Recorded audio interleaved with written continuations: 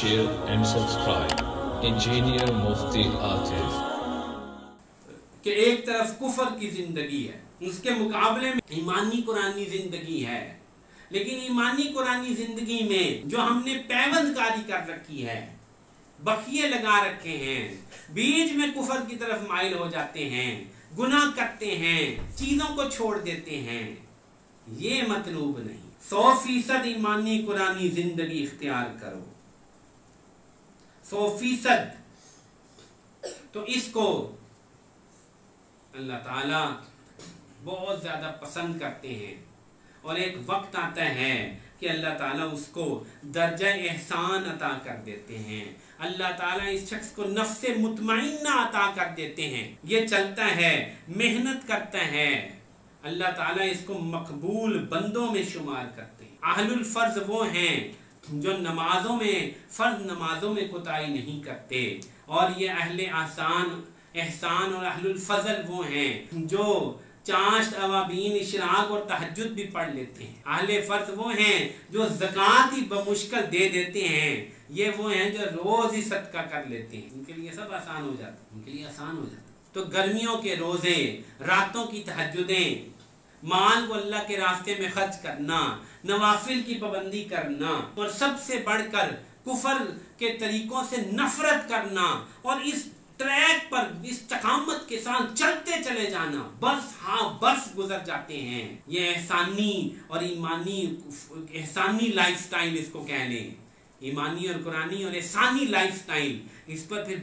برس گزرتے ہیں لوگوں، ایسی استقامت اللہ تعالیٰ دے دیتے ہیں۔ گویا کہ صحابہ کرام رضی اللہ عنہ کی یہی زندگی تھی۔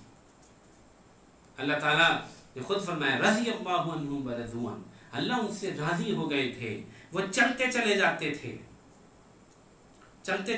کوئی موقع نہیں آتا تھا کہ وہ اپنی ڈگمگا جائیں۔ وہ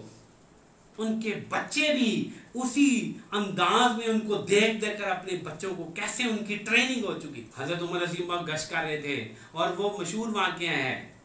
کہ وہ بوڑھی اپنی بچی کو کہہ رہی ہے، یہ صحابیہ نہیں ہے یہ بچی،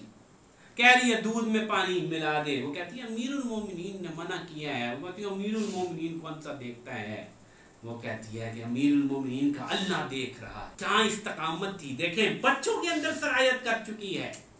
حضرت عمر گھر آتے ہیں اور رشتے کے لیے پیغام بھیجتے ہیں، اور پھر انہی کی اولاد سے جو ہے عمر بن عبدالعزیز جو ہے وہ پیدا ہوتے ہیں۔ فرماتے ہیں کہ ایک اور واقعہ نقل کیا گیا کتابوں میں کہ